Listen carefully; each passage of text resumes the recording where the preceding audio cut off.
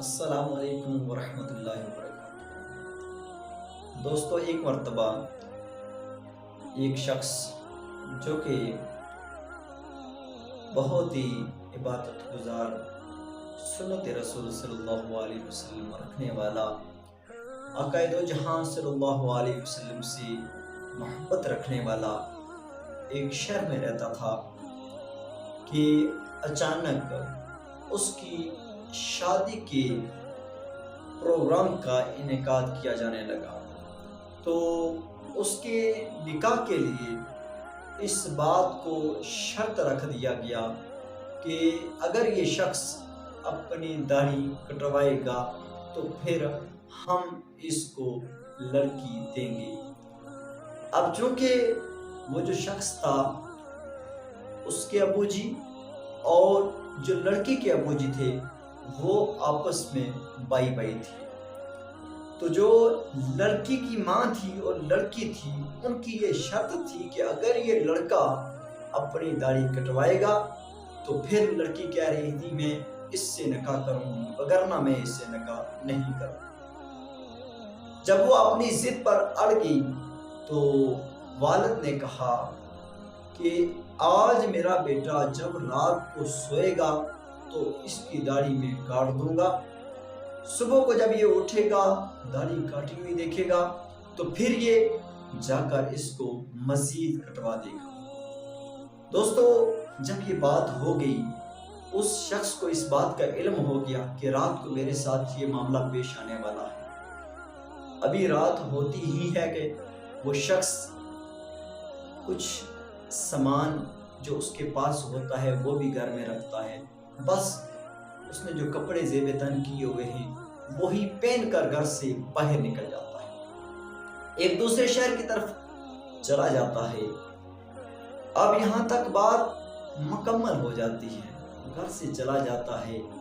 لیکن جس شہر میں وہ جاتا ہے اس شہر میں ایک شخص ہوتا ہے جو کہ بڑا اللہ رب العزت کو ماننے والا، حضور پاک صلی اللہ علیہ وسلم کے دین سے محبت کرنے والا۔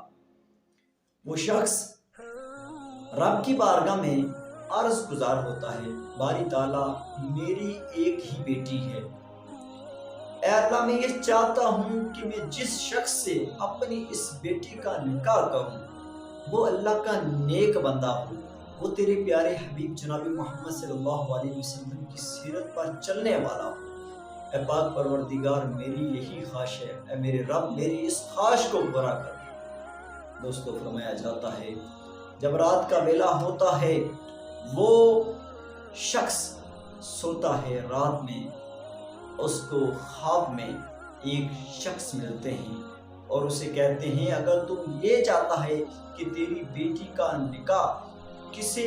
نیک آدمی کے ساتھ ہو جائے تو فلاں مسجد میں پہنچ جانا، وہاں سے آخر میں نکلنے والا جو شخص ہوگا وہ تیری بیٹی سے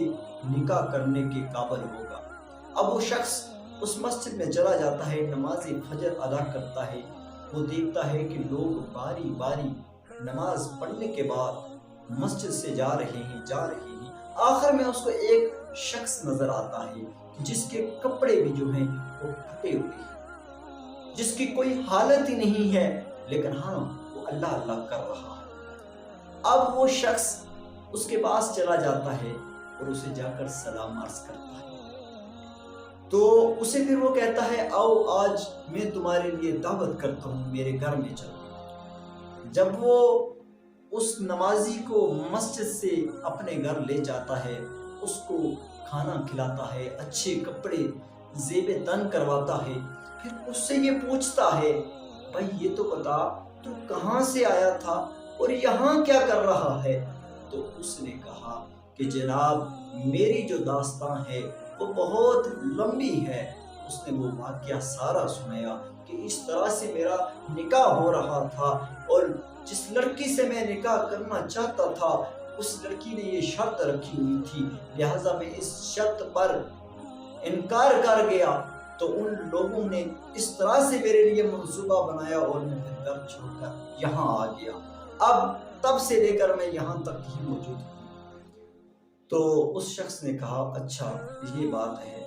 لیکن آج میں بھی تجھ سے کوئی بات کرنا چاہتا ہوں۔ اس نے کہا جی ضرور کریں، آپ مجھے اپنے گھر میں لے کر آئے، اتنی عزت دی، مقام دیا، تو ضرور آپ بات کریں مجھ سے۔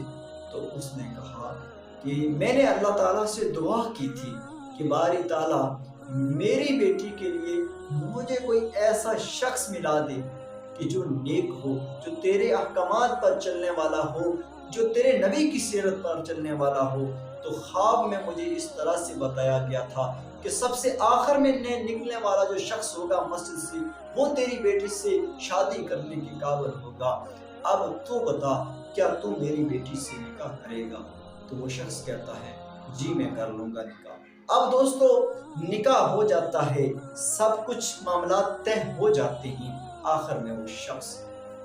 اس شخص کو آ کر کہتا ہے کہ یہ کچھ کاغذ ہیں، یہ تم رکھ لو۔ وہ پوچھتا ہے یہ کیا ہے؟ وہ کہتا ہے یہ میری فلاں فیکٹری کے کاغذ ہیں، یہ میرے فلاں دفتر کے کاغذ ہیں، آج سے ان کے تم مالک ہو اور میری بیٹی مالک ہے، یہ سب کچھ میں نے تمہارے نام پر کر دیا۔ تو دوستو اس واقعہ سے ہمیں کیا سبق ملتا ہے کہ کچھ بھی ہو جائے اپنے ایمان کو نہیں چھوڑنا ہے، اپنے نبی کی سیرت کو، سنت کو نہیں چھوڑنا ہے۔ آپ جب اس کو اپنائیں گے اللہ تعالیٰ غیب سے ہمارے لیے مدد فرماتا ہے۔ ضروری نہیں ہے کہ جس کی ہم چاہت کریں وہ ہمیں مل جائے تو تب ہی ہم سب کچھ پا لیتے ہیں، بلکہ اللہ رب العزت کو اپنی شان کے لائق ہمارے لیے جو بہتر لگتا ہے رب ہمیں وہ عطا فرماتا ہے۔ لیکن چونکہ ہم اس غفلت میں مبتلا ہوتے ہیں، اپنی خواہشات کے پیچھے لگے ہوتے ہیں، لیکن جو اللہ نے ہم کو نعمتیں دی ہوتی ہیں پھر ہم ان پر اللہ کا شکر نہیں ادا کر پاتے اور پھر ہمارے اندر بے چینی، بے سکون سا رہتا ہے۔ تو اس لیے دوستو جب بھی موقع ملے اللہ کا شکر ادا کریں، جو اس نے دیا ہے، اس نے بہتر دیا ہے، وہ اس سے بھی بہتر آپ کو عطا فرمائے گا۔